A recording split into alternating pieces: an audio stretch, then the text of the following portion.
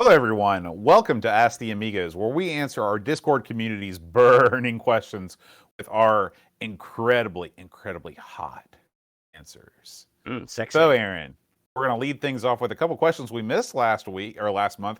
As you recall, last month we were dying, and by we I mean I was dying of heat in the arcade. And so I think we might have hurried up a little bit too much, and we actually missed some questions. So start Didn't things off didn't with we do them Lobsterminator. we did them at Boatfest, didn't we? Oh yeah, this was Boatfest. And maybe yeah, so it was 2 months Don't blame ago my that I was arcade. dying. I knew it. Yeah, I'm blaming Boatfest. So Lobsterminator asks, what songs did you hear first as a cover version? Oh gosh. As I've studied music these past few months, I've realized that everything that I ever knew about music was wrong. And everything is a cover version, it seems like. So I'll let you go first while I ponder that. You probably got a quick answer. Oh, like tons. Most songs I heard first as a cover version because like I always was real into the Beatles when I was a kid, and all of their early records are half cover songs of like Little Richard and stuff like that. Yeah. The one that comes to mind most is like Twist and Shout. That's I definitely heard that the Beatles version before the Isley Brothers. Heard the Chipmunks version before the Isley Brothers version. I remember, and really, this is my friend more than it is me, but I remember having a long fight with my buddy about Tesla. They did a couple covers on their acoustic 5-man acoustical jam album. I believe that had Signs on it, if you remember that song, Mm-hmm. and it also had another song on. I can't remember the name, but I remember fighting with him about Signs. That was a cover. He didn't believe me, but it was. As I look through music, and I wish I had a list in front of me, but like so many songs are covers, and sometimes their songs are covers of songs where they actually change like the one word in the chorus or something, but it's the same song. And some songs they just ripped out the music and or ripped out the lyrics and just kept all the music too. So yeah, if you do a little research, probably a ton of the songs you love are probably ripped off. Yeah, yeah. Paul, aka Hermsky, asks, "What's the furthest you've ever walked in one go?" Well, walked. Mm-hmm. It would probably be on a trip somewhere. It's not like I set off and just time myself. I wouldn't know how far it would be, but it would probably be like something like going to the beach or going to like when we went to say Walt Disney World, something like that. What about you? Yeah, those are definitely up there. But for me, I remember there was one day that we walked 10 or 12 miles on the 50-mile hike in the Boy Scouts. Oh That was yeah, a long. That was a yeah. long day. Those hikes in and out of like jamborees and stuff.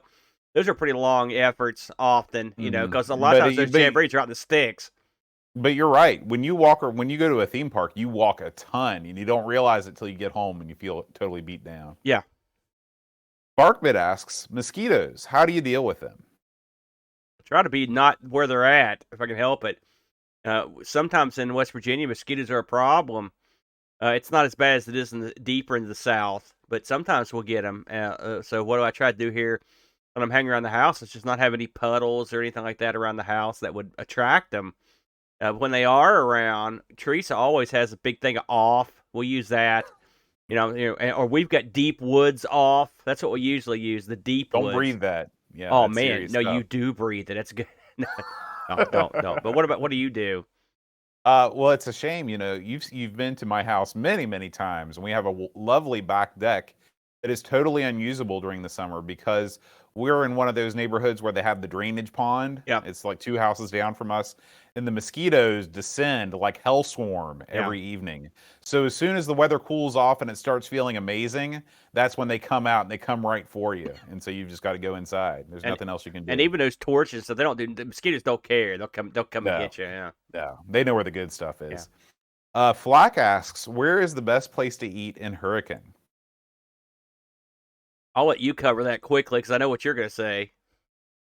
Well, I'm going to say Tudor's Biscuit World, but I will say that I haven't been eating at the Tude lately. I have been more and more. My tastes have kind of changed, and I will now honestly say I think Whiskey Taco is my favorite place to eat in Hurricane. I think it's got the combination of the best food, the best drinks, and the cheapness, the relative cheapness, is good. I'm going to. I like whiskey taco. I'm going to be a shill because it's not necessarily my type of food, but I know it's great, which is the Thai House. Oh yeah, It's great. I'm High Valley Kitchen. surprised you didn't mention that one. But and Well, then I figured that you might, so and I no, didn't want to you act like I didn't was a figure homer. that. And then Yeah, I I did. also want to say that the drive-in there in Milton. I mean, I know it's not That's not in directly in Hurricane. Hurricane, but man, yeah, but we don't have one, and that place is We awful do. good. No, Farley's. I know we don't have a good one. That Farley's is in the same ballpark as that place, so I would say both those. But if I was going to pick something here in Hurricane, I think Whiskey Taco is an excellent choice. And those conclude our questions from last month. Thank you to Paul, aka Hermsky, for pulling those back for me, so I didn't miss them. Okay, Mr. Dave asks, which do you prefer, K-pop or J-pop? Well, I really don't listen to either. I do watch some of the videos they're amusing or kind of make me feel weird. But K-pop I'm less accustomed to, but I have enjoyed some of the stuff. Well, let me rephrase that. A lot of it I don't think is for me. In fact, none of it. But sometimes it amuses me. There's a wrestler out of Japan. Japan has all these crazy contests for these pop stars. They have, and I'm sure Korea does too, where they try to, and they have these big competitions, and they get troops together, and they have shows about the troops, and they do all this stuff. And there's a famous Japanese wrestler chick who was in one of these groups and got the boot, and so now she's this chick that comes out singing in her schoolgirl outfit. She comes out and sings and dances, and then she flips off the crowd, and she's super evil. So I kind of like her. So just because of her, I'm gonna lean toward the J-pop. But I think both are probably have they're not for me, but occasionally I will take a listen. It's really been amazing to me to see the rise of K-pop as a cultural phenomenon with my students, because K-pop is just, let's be honest, it's an imitation of J-pop. Japanese invented like the idol industry, Right. where you have these good-looking The girls idols, or good-looking that's it. guys. Yeah. And in Korea just kind of glommed onto that. But now the K-pop groups are bigger than anything. BTS is the biggest group in the world. And so I don't know who that is. You don't know who BTS is? Nope. They're literally the biggest group in the world right I now. believe you. That doesn't mean, just because I don't know who they are, doesn't mean nothing. I just don't know who they are. I don't know who that is. So anyway, I'm going to go with J-pop because they were the originators. And there's actually some, I don't know if the groups that I like you would consider J-pop or not, but I like a lot of that old school like city pop, which I think factors into the J-pop genre, like the 80s version of J-pop. So I'm going J-pop. All right. Andy Craig asks, flashback to episode 9 when Aaron's cat knocked his A500 off a shelf and cracked the case. Is that cat still around? And if so, would you consider doing a pet shaming picture and renaming the cat to A-Ross? Well, the cat's still around. I was telling Boat, despite my lack of energy, it was time to take the cats to the vet yesterday. So we took Snowball and Icky. That cat was Snowball, by the way. Snowball the cat. And we took them to the vet yesterday, and Snowball's not happy with us because we had to put him in their little pet carriers. And Snowball's not talking to me right now. In fact, it's funny. I noticed that whenever Snowball's like sick or mad, then Icky takes over all of his business. So Icky's been coming in here. Icky's been jumping on the bed. Icky's been wanting petted. She took over all Snowball's business. So maybe if I had an Amiga sitting around, she would go up and wreck it. But no, I don't think I'd rename the cat because he's been around too long now. They told me that both the cats are too fat as well, Boat. So I'm going to put the cats on the cat diet. So there you go. But yeah, that cat's still around. A beautiful white cat. If he was nearby and less grumpy, I'd bring him in. But I don't want to fool with him right now. He'd get me. Jocko6502 asks, somehow you have managed to obtain every legit copy of Top Banana in existence. What are you doing with them all? I do have one here, Boat. And what would I do if I had all the copies? Well, I figured I'd take all 7, and I would, display them somewhere, because there can't be too many more than 7 or 8, I would guess, on Earth. What about you? I would create the perception of rarity by making many forum posts about how rare Top Banana is. Yeah, that's how you Then work I it. then I would hook up with the Heritage Auction guys and the WADA guys, and then I would slowly meter these out, maybe like one every 2 years to really jack up the price. So, 3 or 4 years down the line, I'm a wealthy man and I've got a mountain of Top Bananas. Do you think people, even let's say there was only one box copy of Top Banana left, would that be worth money? Yeah. I think the better question is, would you recycle Top Banana, or would you just burn it? Because you recall that these were the environmentally safe. I was going to say it's meant to be eco-friendly. It's meant to be eco-friendly.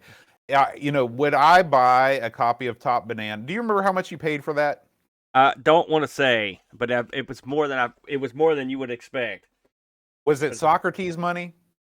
No, it wasn't that much. No. Okay. I would pay $20 all day long for a copy of Top Banana. Socrates, the high watermark for buying something dumb for too much money. Like when you bring that up, I'm like, yeah, I got it. I know where you're going there, but why did I tell you? Mitsuyama asks, do you prefer the narrow and powerful shot or the wide and weak shot in shmups? I need the wide one because I'm not very good at shooting things. So I would go I'll with the take wide. the wide and the weak Yeah. any day of the week. Yeah, there Absolutely. you go. Pac Billy asks, what games that you've discovered through your various podcasts do you now return to again and again? Practically none, because I've always got a whole slew of games that I'm working on. And so it makes it hard to go back. Now, sometimes when I'm streaming, that's when I really will go back and hit some of the ones that I've played. But I mean, I was thinking about this the other day. You've got a lot of learned people on YouTube. I mean, we're just a couple of schlubs. You've got some big players on there, right? That may have like this encyclopedic knowledge of all the stuff they've ever done. But we have been at this for so long, and we've done it so much so fast that, and plus my shortcomings memory wise, like it's hard for me to remember all this stuff. Now, when someone gets into something, suddenly stuff will pop into my head. Sometimes I'll be like, oh, well, what about this? But like, it's more like a party trick that I can't rely on, so I don't get the chance to go back and play too many of the games that we cover because there's always more games. Now, when we finally put this podcast and all these other shows to bed one of these days, then maybe I'll go get the chance to go back and really get to play some. What about you, Boat? I'm sort of the same way. Well, first of all, a lot of the games that we cover on our shows are not great. They're just not. They're not all-time classics. We are entering an area on the Amiga where we are 362 episodes in, and a lot of the classics have been done.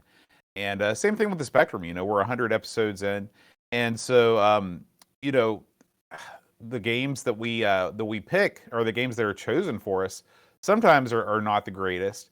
I will say that I go back to more stuff on the Spectrum than the Amiga at this point, just because I think that's a more capable gaming system. I mean, to be honest. I think the Amiga, the one thing about playing, for the most part, when you play a game on like the Spectrum, is like you're going to be playing easier to pick up stuff generally, not always. But that's one thing. I mean, like last week's a good example with Railroad Tycoon. I mean, you can't just sit down and play that. It's not like this week's game. I mean, you have to sit down and really figure out what you're doing. And you're trying to, I mean, I don't want to do a bad job when we look at these. I try to do my homework on them. But like it's almost like cramming for a study hall or for a big test at college or something. You're cramming all that knowledge in. Then once you get past it, it's time to start cramming on the next one. So you kind of, that's one of the. It's funny, as many games as we've covered, that's one of the downsides of it for me. It's like I don't have a good working memory of a lot of stuff we've done. That's but it is what it is. Yeah, it isn't boring. That's true. Mitsuyama asks, do you prefer multi-format or single-format magazines? And he says, I used to prefer single-format mags because I hated being tempted by seeing great games on other systems that I'd never be able to buy. Go ahead. So, like when you were a kid and now, have your opinions changed? Well, when I was a kid, I'd say I do like. I really read both. Yeah, I mean that's a crap answer. I guess the ones I preferred were probably as long as like for example, if it's a gaming magazine, as long as it's a magazine that's devoted to video games. I don't want something that's got a game section. You know what I mean? Hmm. Hmm. So there, I guess there's that. But I mean, given my choice back in the day, could I have if I had like a British Amiga magazine or just something that, like an EGM? I'd take the British Amiga magazine all day long. There you go. I am the opposite. I well, when I was a kid, I don't know. No, I really think I've always been this way. I've always preferred multi-format magazines because even as a kid, I kind of could sense the cheerleading that goes on in a single format magazine, where they're a little bit less apt to be critical about when something's not great. Versus if you've got a multi-format magazine, they're not rooting for any one platform or any one killer app to come in and save the day. And also the writers for those magazines played a whole bunch of different systems, so they have a little bit better perspective on something than guys that just sat around and only played Amiga games or only played ST games. So I just remember getting those early episodes of EGM in like 91, 92, and they were like phone book size. And not only did you get all the games that you were interested in, you found out about this whole other universe of games that you didn't know about because they were for these systems like the Neo Geo that you'd never even seen in the store before. Then on top of that, they had all kinds of import and preview news from Japan. Here's a wacky thing that we might never see that's coming out for the Super Famicom. Yeah. I love all that stuff. Well, I think that one thing I wasn't a console gamer that like you Yeah. were, and Yeah. so I don't get me wrong. I flipped to a bunch of EGMs back because Brent used to get them. But a lot of times, like I didn't care what the newest Jag review was, or the 3DO, or really even the Super Nintendo, so I didn't care that much. So I would look through them, but I wouldn't be very passionate about it. Like if I had like a Coco or an Amiga magazine, it's something I was really into. I enjoyed it more. I understand. David Hearn Ryder asks, for the people who recently revisited Yolanda because of your podcast and are now having nightmares, do you feel in any way responsible? I got Yolanda right here. I like how these games that I have within arm's reach keep coming up. I think Yolanda wasn't as bad as it could have been, if you want the truth. So I don't feel bad. In fact, I'm glad I turned some people onto it, and hopefully my box copy of Yolanda will go up in value as well. But you see what I'm doing here? That's right. That's right. It's the LGR effect on the Amiga. You're the LGR of the Amiga. Yeah, Really me and the LGR, we're twin sons, different mothers. If you want the truth, Yeah. I mean, we both run in the same circles and with the same success. Yeah. Pixels at Dawn asks, what's your favorite software for a retro system that isn't a game? Well, something that's not a game on a retro system. Mm-hmm. Listen, I've said this many times, but the thing that, especially back in the day when it wasn't retro at all, was the Directory Opus. That's such a great Mm-hmm. program. I love it. I've got a version of it for the PC that I use. It's still around, and it's great. It still works great because the concept is sound. So I'd put that up there. Um, Another thing I use a lot on a retro system is the mod player. I play a lot, Eagle Player. What I use that a lot when I want to hear some tunes. So those are the two things that come to mind. What about you?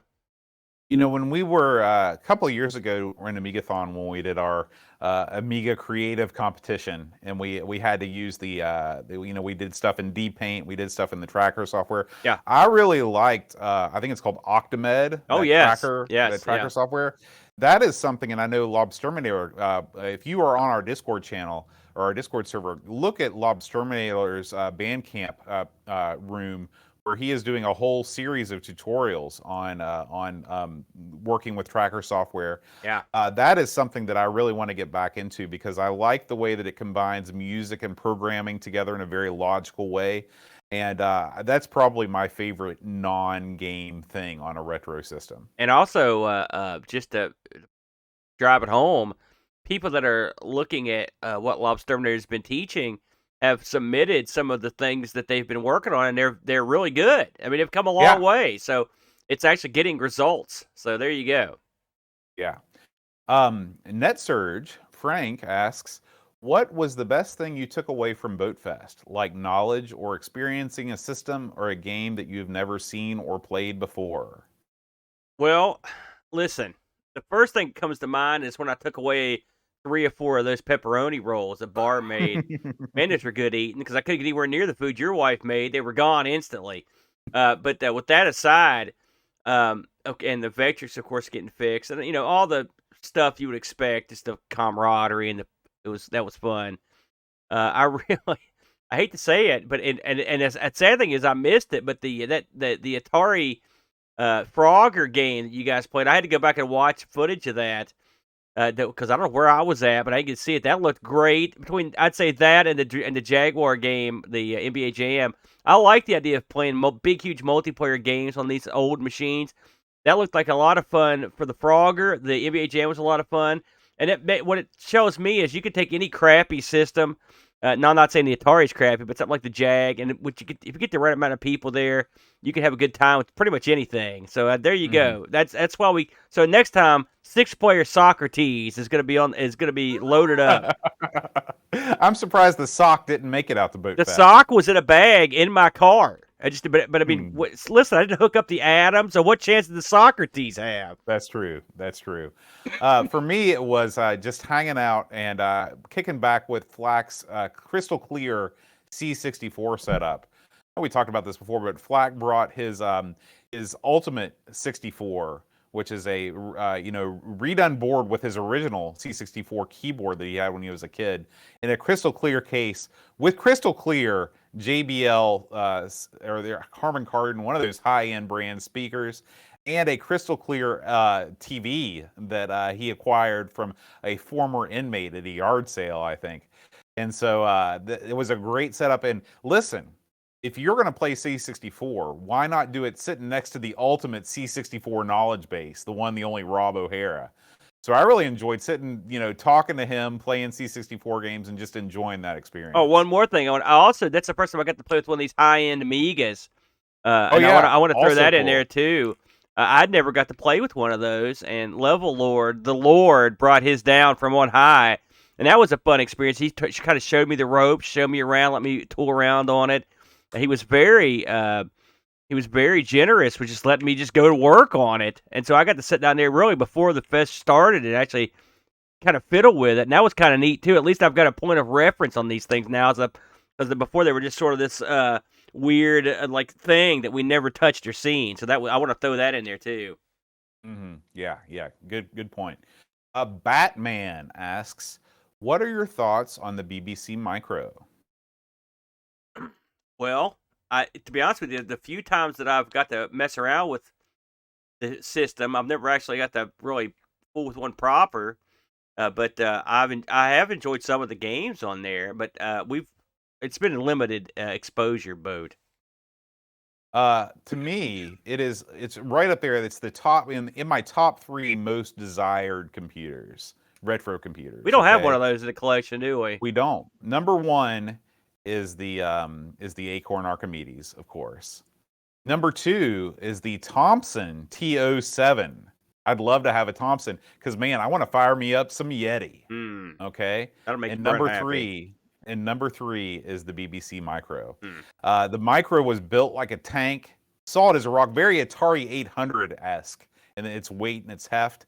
It's got that built-in, it's got a built-in speaker, so you don't have to worry about it. It's not just a beeper speaker either. It's a real speaker. It's got a real, okay. I don't actually. I don't know if it does or not. It might just have a beeper, but the speaker was in there. Um, and of course, it's the original home of Elite. So what's not to love about that? I'd love to add one of those to the collection.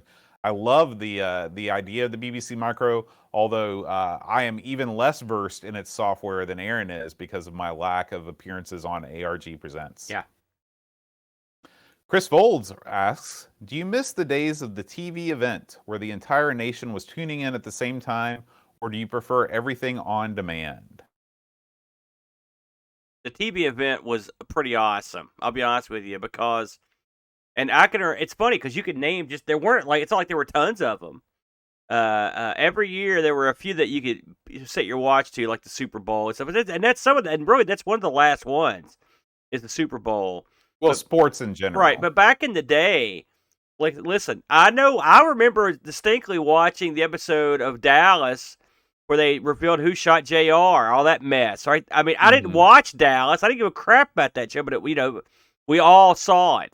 I watched the last episode of MASH when it was on, like, because I was a big fan of MASH. My family always watched it, and that was a huge deal. Like, everyone watched it. I remember when when Geraldo Rivera opened up Al Capone's vault. I was there. I was watching it. It was crap, but we watched it. These are some goofy things that happen. Remember what was that crazy movie called where they blew up America the day after, or whatever it was called, the thing with the Russians and the nuclear thing? That was a big deal. Like, everyone watched it. My parents wouldn't let me watch it. They made me go to bed, and I snuck around the corner and caught some of it. It was these were things, and that kind of stuff's not going to happen again. Now, would I want to go back to having 3 channels on the TV and maybe a couple PBSs? No. I do like the fact that I can almost always catch a Twilight Zone or a Star Trek at any time of the day or night now, or a cartoon.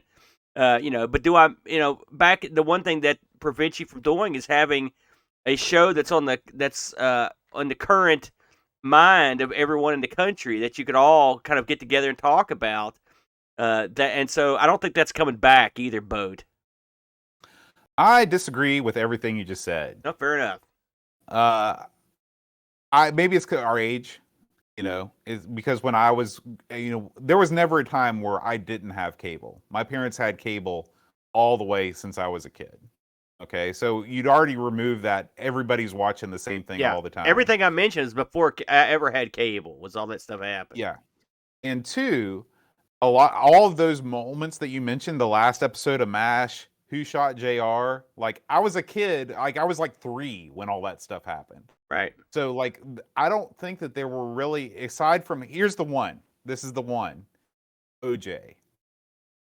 That was the one thing that's happened in my life that everybody watched in real time. Yeah, I would say, or maybe the stuff at Waco, disaster stuff. But I'm talking about just like shows. Yeah, news and sports don't really count. As far as shows go, I cannot think of any like touchstone moments that captured the heart of the country. Yeah. Because when you move into the age of cable, that was already gone. Yeah, you wouldn't have a reference on any of that. It's understandable. But the funny thing is, Boat, before you go on, it's not just like I'm talking about those episodes of Dallas or MASH. Those were literally some of the most highest watched moments in television history.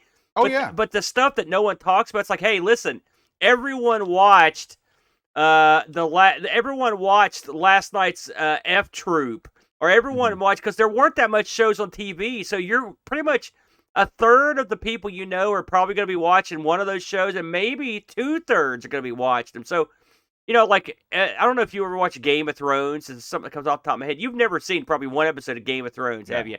But you remember everybody talking about it, and you'd see it referenced a lot. You didn't know what was going on. Like, that's the difference. Because, I didn't watch Game of Thrones either. I saw some of it towards the end there. Because you don't have to just all watch the same thing. And so it's hard for there to be that one show or moment that everyone watched, because everyone's all splintered onto a million other things. Right. Now, I will say that I prefer, I understand the appeal of that, of having everybody involved all at once. But here's the thing. Of the people that I know and I talk to on a regular basis, we all still watch sort of the same things. And so, when you have shows on demand, if you're sick the night that it comes on, or you're having to do something with your family, you're not screwed.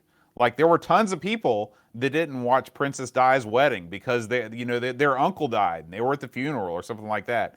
And so they didn't get to experience that. But if you're watching today, you just catch it. You catch it whenever you want, at whatever time you want. Yeah, that's another thing. That's true. That's a good point.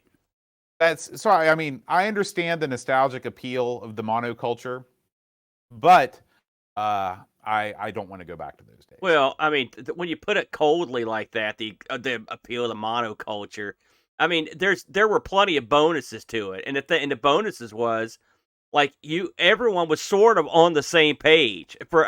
Even in news and stuff, we were all sort of. Again, your choices were limited. I'm not saying we want to go back to it, but I'm glad I got to go through it. I feel bad that you didn't.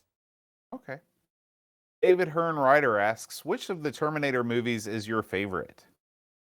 2. I've only seen Terminator 2. That's the only so. one you need to watch, brother. That's the best one. That's the best one by a country mile. Best soundtrack, best actors, best effects, best story, best everything.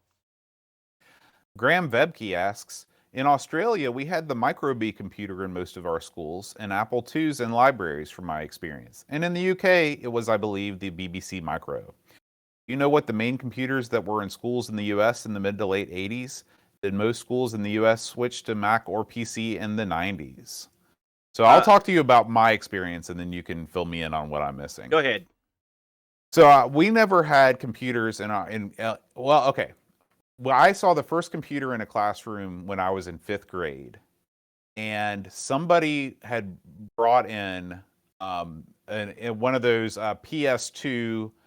They were either 286 or 386 all-in-one IBM PCs, and we had one of those in the back of the classroom, and I think we played like Carmen Sandiego on it. Was when it I went to middle school, yeah, it was color. It was color. When I went to middle school, it was like stepping back in time. Because we didn't have computers in any of the classrooms except for the shop room. And in that shop room, there was a classroom full of Atari 800s from 1979. Yeah. Although we didn't have them in 79, but yeah, I knew they were there. That's, yeah. And so now when we moved in those got replaced when I was in 8th grade by those same sort of like, they were probably 386s. All-in-ones. And I think what happened was when Toyota decided they were moving into town, we got a whole bunch of computers because they sponsored us, basically. Thank God for Toyota. They probably saved this community's bacon. Yeah. What you guys have in high school? Just more PCs? In high school it was all PCs. And we still didn't have the only place that we had computers was in the computer lab. The first computer I saw in a classroom would have been a Tandy TRS-80 Model 1 or 3 that someone had brought in, and we didn't have any computers in high school at all. I remember middle school, I should say. I remember, and by the way... You didn't have the lab of Atari 800s in middle school? No, they didn't have that when I was there, unfortunately. You got to think, crazy though, that it's crazy because they would have, when they put those in, they would have been like 10 years out of date at that point. Yeah, they didn't have a computer lab when I was there, unfortunately. And then when you got to think, though, again, I graduated in 89. That would have put me in middle school in what is that? What would that be? 83, 82, 81, that era. So that was early on, even for Ataris. Right. And so... but we didn't get. So when I got to high school, they had finally. I think my junior year, maybe my senior year, they got some computers. Keep in mind that I went to typing class on typewriters. I mean, so we learned to type on typewriters still with the whole 9 yards with the paper, and they were like IBM electric typewriters. I think they were just beat to death, over years of just getting crushed by idiot students. I had this computer class. I'm pretty sure it was my senior year, but it could have been my junior year with Mr. Wu, and we had some of those PS2 computers, just like you're talking about. They were just your standard IBMs. So that was the only thing I ever got to use at school. Now, of course, I had a computer for all those years, including middle school, and I was just wondering what was taking them so long. Now, the school had some computer because I remember they started sending report cards home, and the report card would be printed out on like a line printer. Because I knew a guy that made his own report cards, bootlegged them, and sold them, and he made a fortune, by the way, doing that. And it was real simple because he just took some computer paper and just printed them out from home. In fact, I did one for a buddy of mine, but it was a no-charge unit, But yeah, so that was the extent of my computer use back in those days. Graham's second question is, have any of you ever used a Micro-B computer? I've never used one, but me and Britt covered the Micro-B on ARG one time, so we did emulate one. So there you go. You can look that episode up. I remember doing it. Mitsuyama asks, now that it looks like Elon Musk isn't going to spend $44 billion on Twitter, what should he spend the $44 billion on? Well, I'll be honest with you. Until I knew about Elon Musk, I knew about what he had done, but I didn't know much about the person. Elon Musk until the stuff with Twitter went nuts because I couldn't figure out why everybody was leaving Twitter because and they said it was because they didn't like Musk. And I was thinking to myself, who do you think runs Twitter now? It's not like these guys are genius, peace-loving super gods. They're a bunch of goofs that run it now. So as far as I was concerned, you were trading one goof for another. I don't know much about Musk. He's got all this money. I mean, really, he's going to do what he does. I would like to see him try to maybe do something that would benefit us from an energy perspective, because a lot of his more recent ideas have been sort of duds. The boring company, some of this other stuff hadn't panned out too good. So we'll just see what he does. But I mean, he's going to do stuff that's going to make Elon Musk more money. That's what he's going to do. What do you think, Boat?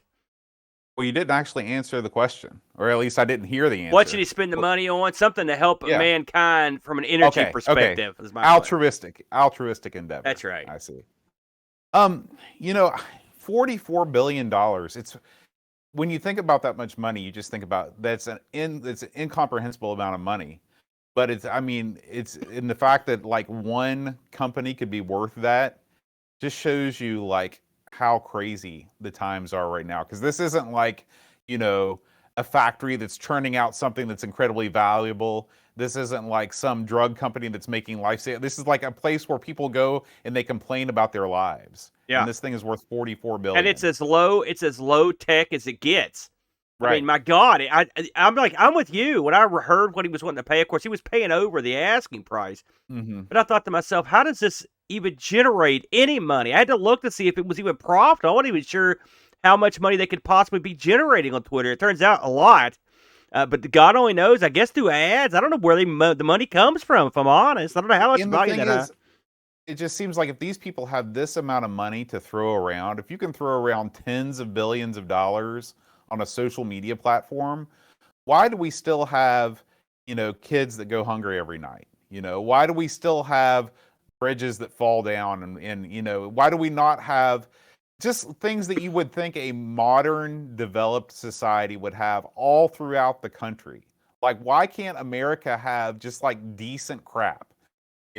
And it just seems like for $44 billion, we could at least get up to like some sort of like base level of not being awful. To be fair, we're better than almost a good chunk of a lot of other countries. I mean, we're not the worst. I mean, we're not the worst. Yeah, do we have hunger? Yes, but it's not. It could be worse. Now, with that all that said, I'm not disagreeing with you at all.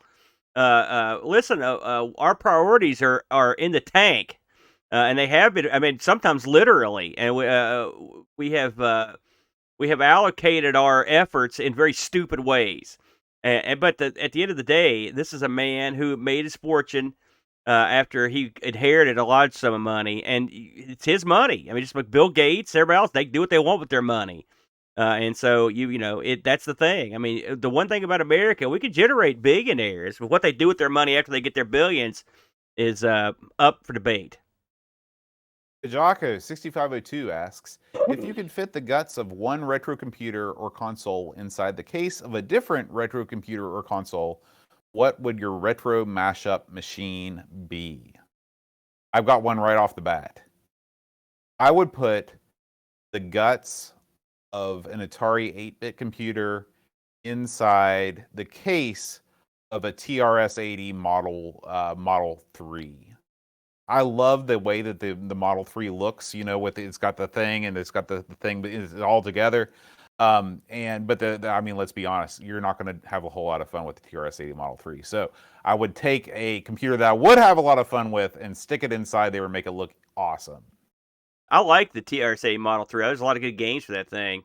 Surprisingly, man, when me and Brett did the Australian equivalent, I was surprised how many of the games on there that I thought were a lot of fun. But that much said, I mean, that's not the worst choice. I mean, because that thing's a big, bulky unit. I think I would do something with the Commodore PET, because that's a cool, crazy-looking unit. Mm-hmm. I might stick a more modern machine in that, say, like a modern PC. Our good buddy David Z printed out one of those gimmicks for Eric Nelson. One of those, it's sort of a throwback all in one Yeah, it's unit. called like the Calypso or something like Yeah, that. and it was kind of Yeah. neat. Hmm. So it's something that's. I guess it's not like I'm the first person to think about it, but I like the. I think I'd like a computer with a built-in screen, but I want the screen to be round, like a porthole. Yeah, Something like yeah. you remember what was that Biodome, Bioshock? Something you might Hmm. see on the floor that's controlling the Bioshock Right, right. universe. One of those I'm crazy with you, looking. man. Yeah, I think that would be cool. Yeah, Like an oscilloscope screen. yeah, yeah, Yeah. but bigger. Ben's, yeah, but bigger. Ben's asks, in US movies or TV shows, school lessons always end with the teacher in mid-sentence. Are teachers not allowed to know how long a lesson lasts? Is it random so they never know when it's going to end? The bell always seems to some as a complete surprise to them. Well, I mean, I'll let you. You're a teacher, but I could just say, as on the side of the student, we all knew when class was ending because our eyes were glued to that, and so did the teacher. And usually, the teacher towards the end of class is just basically killing time till the students all leave anyway. Now, it's not saying it never happens. Sometimes a teacher gets rocking and rolling with the lesson, and they'll work through and not even notice what time it is. And I've had a few teachers that wouldn't let you leave till they were done, whether the bell rang or not. So I think in the movies, it's just a good way to break up the dialogue. Yeah. I mean, what you said is exactly right. Like sometimes when you're really dragging and you know you don't, the students don't want to be there, teachers don't want to be there, everybody's looking at the clock. Then you're the lesson ends on time. But on other days when you're fired up and you're teaching something that's really awesome, the kids are getting into it. Then yeah, you lose track of time. And now in most schools these days, bells don't mark the beginning and ending of classes anymore, at least at the middle school level, because they've determined that that's somehow harmful to young minds to have bells in between classes. So you only have the bell at the beginning of the day and the end of the day, and it's up to the teacher to watch the clock and dismiss students on time. Who's not very good at that? This guy. That's a But horrible idea. the I think that the reason why was because maybe students would be so engrossed in the lesson that they'd hear that bell and it would give them an inner shock that would traumatize their little minds. That's a shoot, by the way. There's no bells in between classes in I most schools. believe you because things are dumb now, And I always thought the bell was almost it was Pavlovian, right? It was Hmm. the bell would go off and robotically you were on to your next class, and we liked it that Hmm. way. I've never heard that anybody was traumatized by the ringing of the bell, but we live in a different, goofier time. That's all I can say about that. Pixels at Dawn asks, "What's the biggest extremes of weather you've ever experienced?" When I was in Arizona, it was like 110 or 114, something like that. It gets hot here in West Virginia, but it doesn't get above 110 ever. It's very, Um, very. I don't know if I've ever been above 110. Yeah, that's yeah. hot. The coldest I've ever been, um, I mean, like it gets, minus, when again, these are all Fahrenheit temperatures. But it gets like I don't know if I've ever been colder than -10 without the wind chill. I've seen like -5 and stuff. But really, to be honest with you, the coldest I've ever been wasn't because it was cold, like physically cold outside. It was because I was camping and it was in the fall or the winter and I was wet because it had rained. Hmm. That's the coldest I've ever been. You just took what I was. Okay, the coldest I've ever been, without a doubt, was that winter jamboree I went to, which I've spoken on, where my pants froze because I got wet, Hmm. just like you Hmm. said. And I don't know what the temperature was outside. It could have been -50. It could have been 10. And you get to a certain point where it doesn't matter because if you're outside in it, you're screwed. And unless you're like, I mean, if you're from the north or Alaska or somewhere you're used to walking around like minus weather, then and I don't ever want to be used to that. If I'm honest, in terms Right. of the hottest I've ever been, I mean, Mexico was pretty hot. Houston was pretty hot. I would say probably somewhere down there. But again, it's a different sort of heat. There are times where I've been in like Florida where it was so hot and the air was so thick, it made you feel really bad. So I would say Hmm. probably. I mean, West Virginia. Don't get me wrong; it'll get hot, but it's not the worst heat in America. The worst heat in Right. America is going to be somewhere like Florida or somewhere like Houston, where it's Hmm. really doom hot. I mean, Yeah. not counting like Death Valley or something. David Hearn Ryder asks, "Will the next Boatfest be in Australia?" No. Doubt. I want to say doubtful. Australia is far away and expensive to travel to. Too many weird So bugs, too. They'll kill you. Those big spiders, there's like as big as a trash can lid. now, honestly, though, I would love it if Boatfest would, and we talked about doing this at the beginning of Boatfest planning this past year, where there would be Boatfest satellite events all over the world, wherever the Amigos community gathers. And I would love to see a Boatfest UK, a Boatfest Australia, all held either concurrently or just sort of in the same time frame. And so we can all kind of zoom in together and see each other on the Discord or whatever. That would be the ultimate and cool. You know what would be better? To prove your loyalty to the people, because these are sad. Think about this. You're planning satellite boat fests, right? To show the love for people that would, let's say they get 50 people for a boat fest in Australia, right? You would have to chop off the upper portion of your left pinky finger, and you would mail it to them. They could hold it up. Now that's dedication, something like that, because you'd be there and physically there. Why don't I just give them a lock of my hair instead? Well, I think the finger's easy to come by. Pajako6502 asks, "What's your favorite dad joke?" You know, I tell my kid dad jokes all the time, and he hates them. He hates it when I tell him to, but I read them all. I don't know if I've got any memorized. Do you have any that pops in your head? I think they're all funny. I think they're all hilarious. I love dad jokes. I do too. And my son physically attacks me when I tell him. We'll get back to you on a couple of those. I'll have to ponder that. Yeah. Chris Folds asks, "What's the biggest injury you have ever sustained?" For me, it was my hernia. I've had 2 hernia surgeries, and if you don't know what a hernia is, it's where your intestine gets a hole in it. It just tears itself open, and it hurts real bad. And I've had that twice. That's bad times. I say this now being ill, but I've been very lucky. I've never had any traumatic injuries. I twisted my ankle one time when I was playing. I drank a bunch of Goldschlager. Remember that? Oh my gosh! You ever had that stuff? It's got the little flakes in it. So pretty. Yeah. And it goes down smooth. But I drank a bunch of that old Goldschlager one night with some of my buddies. It was actually Spartan and the Barbie, the chick that made the pepperoni rolls, a couple other people I know. And I was out shooting basketball, drunken basketball in the middle of the night. I don't know where I was at. I'm not sure any of us knew. And I went in for a layup, and I threw the ball up in the air and did about 6 pirouettes and came down on my ankle wrong and jacked my ankle up for a good while. So I would say that's probably the worst injury I've had. You've been very lucky in your long life that you've never had. I'm petrified that it's all going to come back to haunt me, but that's a shoot. I've been very fortunate. Super Tech Boy asks, "Do you have an event on your bucket list?" Well, we just had. I would say pulling off Boatfest was a pretty big. That's a pretty big bucket. But that wasn't on your bucket list. You weren't like, "Man, before I die, I want to go to Boatfest." I don't know. It was on my boat. It was on my bucket list the second you announced it. I was like, okay, I got to get through this thing. Event on my bucket list. Let me ponder it for a minute.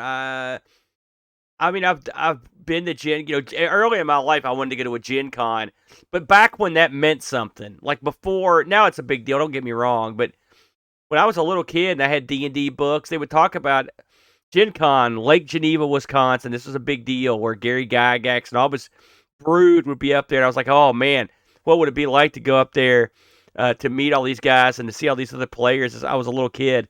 So I think the thing that I always wanted to do, I did it, but I did something that can't be done because when they moved it to a huge con and everything changed, they made it like Comic-Con. You know, it wasn't the same. So I'm going to say in my mind, it would have been those early Gen Cons at Lake Geneva. I'd like to charter a sailboat one day and have it crewed, so I wouldn't actually have to do any of the work, but just go down to the Caribbean and just cruise around the islands on a sailboat. I'd love to do. I didn't know that was. I thought we had to do stuff that were like a planned event. I know we could just make up stuff. I want to do that too. That sounds good to me. Maybe I read it the wrong way. As far as a planned event,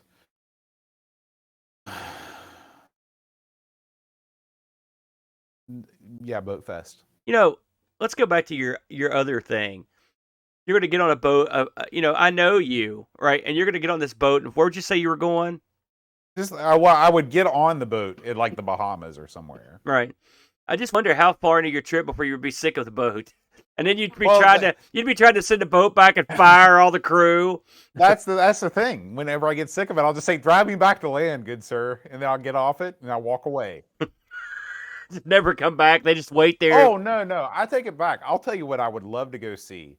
There's this thing in, it's called the Concord Auto or something like that. It's in Pebble Beach every year, and it's this like imagine the most upscale car show you can imagine, with everybody dressed up like they're going to the Kentucky Derby.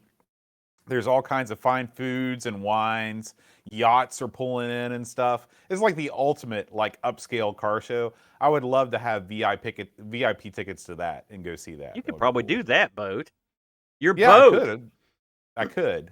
Yeah. Maybe I'll do that next There year. you go. Super Tech Boy also asks, if you were a professional wrestler, who would you want in your tag team and why? Well, if I was a pro wrestler, that my tag team part would be someone that does all the work while I just stood there. So they have to be huge, excellent at their job, and dumb. Okay? So I'm going to go with someone huge, excellent at their job, and dumb. I'm going to pick Andre the Giant. That would be a good choice. He's a huge killing machine, and I don't have to do anything except just to let him go destroy the opponent. So I'd pick that. It's an easy choice. Although I almost picked Kamala, and I almost picked Bruiser Brody, a few others. But, I mean, why not pick the biggest guy? That's my motto. Well, the first thing I thought of was Martin Shkreli. You know that guy? The Pharma Bro guy? But everybody hates that guy. Right, exactly. If everybody hates that guy, nobody's hating on me. Yeah, but you're teaming with him. Listen, it's one of those weird tag teams. Yeah, but how's the crowd going to know that? They're going to think you're some kind of jerk. They're going to want to kill you, Boat. You know, guys need to rethink this plan. You know, guys get stabbed or crap on the way to the ring. They throw acid on them and stuff, stab them and stuff, so batteries at them. So just because you go up there, they don't know who you are. And you look like that. You kind of look squirrely. You know what I mean? Yeah, you're right. Maybe I'd go with Yokozuna then, since I just watched that documentary on him. Good choice. He was a monster. And our final question from Ask the Amigos for this month comes from Super Tech Boy once again. He says, "What was your favorite computer TV show growing up? Computer Chronicles, Database?" I did watch Computer Chronicles back in the day. But they never focused on computers I liked, and they never focused on stuff for those computers I thought was cool, which was games mostly, or BBS stuff. So, boy, that's a tough question because it's not like when I was a kid there were no computers. So, I mean, there was a if you watch the ABC cartoon block, they had a thing called Supercomputers with Mr. Chips. That was like a 1 minute a Saturday thing where they would talk about computers. I watched the show, there's not much. There's not much. What do you got? You got anything? Does the Super Mario Brothers Super Show count? That does not count, Bo. That's not about computer. It's got Captain Lou Albano in it. That's still, what's that? You think Lou knew how to use a computer? I don't know. Maybe. Come up with something better. I never saw a computer TV show on TV, except for remember Mr. Wizard? Yeah, but that wasn't about computers. He was a chemist guy. Well, sometimes he'd have computers on there, and that was as close as it came. There was a show that came on ABC on Wednesday nights, and I think it was called Whiz Kids. It was about these kids that were real good with computers. It came out right after War Games, I think, was popular. Right, so I used to watch that, and there was a real stupid detective show called Riptide. Okay. Riptide were about these guys that lived on this boat. They were sort of like Bo and Luke, except they lived on a boat, and it was called the Riptide. And they were these two handsome guys, right? But then they had this geek.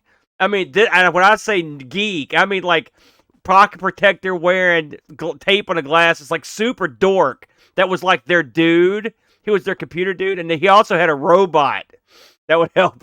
It is big, stupid robot. That sounds great. So I used to watch that show, and I used to root for the guy, sorta. But he was such a geek. It would sound like those guys were out getting all the women and stuff. And here's the geek with his robot talking about chess or some crap. but I guess that would count. So yeah, those would both eclipse Computer Chronicles. Sadly, yeah, they were computer. I mean, WizKids was pretty good. That was okay. All right. Well, that's going to do it for this round of questions for Ask the Amigos. As always, if you would like to ask us a question, head on over to patreon.com/Amigos podcast and support the show. That gives you access to the Amigos Retro Gaming Discord server, and you can ask us a question on there. Guys, thanks so much for listening. We'll see you next time. Until then, Adios. adios.